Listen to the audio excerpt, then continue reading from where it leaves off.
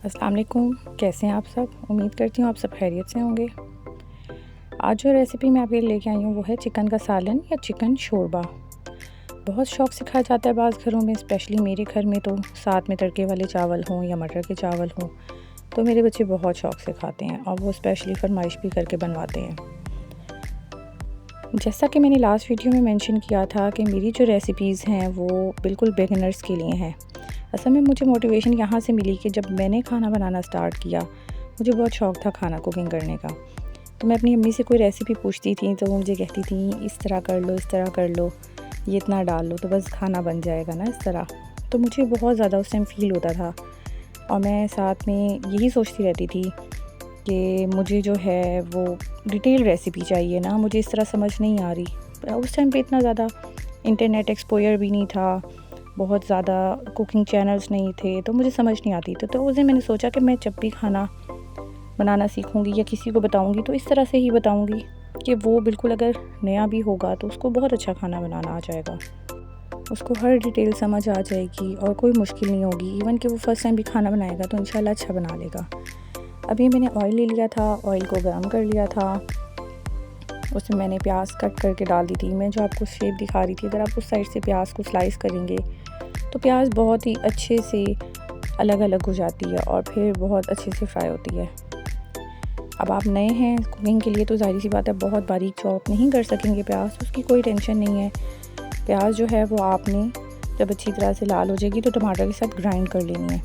ये एक जो आसानी हो जाएगी आपके लिए, उससे अभी बहुत अच्छी ग्रेवी बनेगी और अगर मसाला कोई भी फिर वो नहीं रहेगा कि आप कहें कि उसमें आपके दाने आ रहे हैं, कहीं से टमाटर आ रहा है मुंह में या प्याज आ रही है अलग से। तो जब हम ग्राइंड करेंगे तो मसाला बहुत अच्छे से ग्राइंड हो जाएगा। आपने प्याज को जब कलर डार्क होने लगेगा तो आपने उसको चूल्हे को बहुत सा हल्का कर देना है ताकि एकदम से कलर जो है चेंज होके ब्लैक की तरफ ना जाए, क्योंकि जो ब्लैक कलर होता है वो हांडी को कड़वा बना देता है और उससे सारा हांडी का फ्लेवर जो होता है वो ख़राब हो जाता है, उसका टेस्ट जो है उसमें कड़वाहट सी थोड़ी सी आ जाती है। जब आपकी प्याज अच्छी सी ब्राउन हो जाएगी तो आप उस प्याज को ग्राइंडर में निकाल लें, अपने ग्राइंडर, हैंड ब्लेंडर जो भी आपके पास इजीली अवेलेबल है। ग्राइंडर तो हर घर में ही अवेलेबल होता है, जो ब्लेंडर होता है, ग्राइंडर होता है, आप उसमें डाल लें और उसके बाद उसी ऑयल में आपने चिकन डाल लेना है और उसको फ्राई होने के लिए रख देना है। साथ उसमें लहसुन अदरक डालना है और अच्छी तरह भुनाई करनी है और साबुत गरम मसाला आपने डाल के अच्छी तरह से चिकन को भूनना है यहाँ तक कि उसका जो कलर है वो चेंज हो जाएगा। जब तक उसका कलर चेंज नहीं हो जाएगा अच्छा सा चिकन का, आपने उसकी भुनाई करनी है, क्योंकि बहुत इंपॉर्टेंट पॉइंट होता है चिकन की स्मेल दूर करने के लिए। और अगर चिकन में स्मेल आ जाए तो खाना नहीं खाया जाता। स्पेशली जो सालन वाला चिकन होता है उसमें तो आपको चिकन की स्मेल लाजमी दूर करनी है।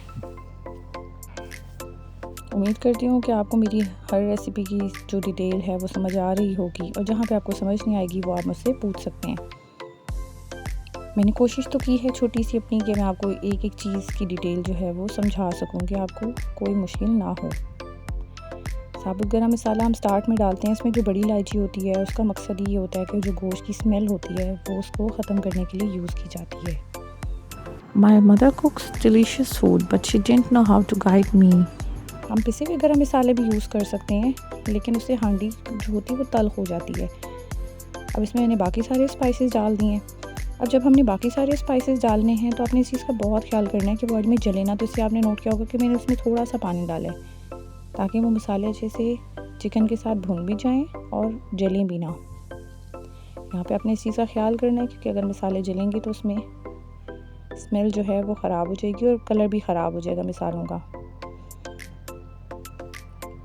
मसालों में मैंने नमक ऐड किया है, लाल मिर्च ऐड की है। अगर आपके पास कश्मीरी लाल मिर्च हो तो थोड़ी सी डाल दें, उससे कलर बहुत अच्छा आता है। नहीं अवेलेबल है तो कोई इशू नहीं है और थोड़ी सी हल्दी डालिए। अब ये जो टमाटर और प्याज का पेस्ट हमने बना कर रखा था ब्लेंडर में वो हमने इसमें डाल देना है।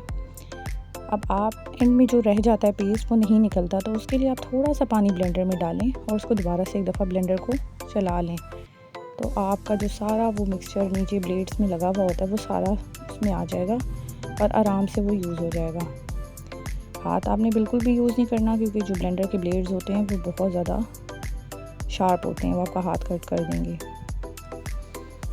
वीडियो को मैंने फॉरवर्ड कर दिया था ताकि बहुत ज़्यादा लंबी ना हो और उसको थोड़ी देर के लिए ढक्कन लगा के छोड़ दिया था। जब तेल ऊपर आ गया था भुनाई हो آئل اوپر آ گیا ہے، مطلب کہ بھنائی ہونا سٹارٹ ہو گئی ہے، تو میں نے اس میں دہی ڈالی ہے اور سوکھا دھنیا زیرے کا جو میں نے پاؤڈر بنا کے رکھا ہوا ہوتا ہے وہ میں نے اس میں ڈال دیا ہے۔ یہ دونوں چیزیں ہم بالکل اینڈ میں جب بھنائی ہوتی ہے تب اینڈ کرتے ہیں، تو اس کا فلیور جو ہے وہ بہت اچھا آتا ہے۔ دہی کو میں نے اچھی طرح سے پھینٹ کے ڈالا ہے۔ اگر آپ سے بہت سی آپ کو لگتا ہے کہ دانے دانے پھر بھی بن جائیں گے، تب اس میں تھوڑا سا آئل ڈال لیں دہی میں اور پھر اس کو پھینٹ لیں تو بہت اچھے سے مکس ہو جاتی ہے۔ اور پھر یہ دیکھیں میں نے اس کو ڈھکن دے کے تھوڑی دیر کے لیے رکھ دیا تھا، تو بھنائی ہونا دوبارہ سے تیل اوپر آنا سٹارٹ ہو گیا۔ جو دہی ہم نے ڈالی تھی اس کا ہی پانی ختم ہونا سٹارٹ ہو گیا۔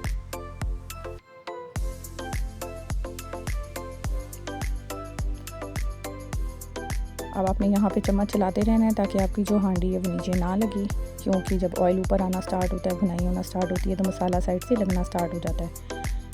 چمچ آپ نے بہت زیادہ تیز نہیں چلانا، یہ آپ کو فیل ہو رہا ہوگا کہ میں تیز چلا رہی ہوں کیونکہ میں نے ویڈیو کو فارورڈ کیا ہوا ہے۔ چمچ آپ نے آہستہ ہی چلانا ہے، لیکن سائڈس پہ چلاتے رہنا ہے تاکہ آپ کا مسالہ بالکل بھی نہ لگے۔ اب یہاں پہ دو چیزیں آپ کر سکتے ہیں۔ مجھے شوربہ بنانا تھا تو میں نے اس میں 4 کپ پانی ڈال کے اس کا شوربہ بنایا ہے۔ میرے گھر میں پتلا شوربہ پسند کیا جاتا ہے۔ اب اگر آپ نے شوربہ ہی بنانا ہے اور بہت پتلا نہیں رکھنا تو آپ تھوڑا سا پانی کم ڈال دیں، اور اگر آپ اس کو یہاں پہ بھنا ہوا سالن رکھنا چاہتے ہیں تو آپ اس کو وہ بھی رکھ سکتے ہیں۔ آپ یہاں پہ شوربہ ایڈ نہ کریں، وہیں پہ جہاں پہ آئل اوپر آئے وہاں پہ ادرک کے ساتھ گارنشنگ کر دیں، تھوڑا سا پسا ہوا گرم مسالہ ڈال دیں اور آپ کی ہانڈی تیار ہو جائے گی۔ شوربہ لگانا ہے تو آپ نے اسی پوائنٹ پہ آپ نے یہاں پہ 4 کپ پانی ڈال کے اس کو رکھ لینا ہے۔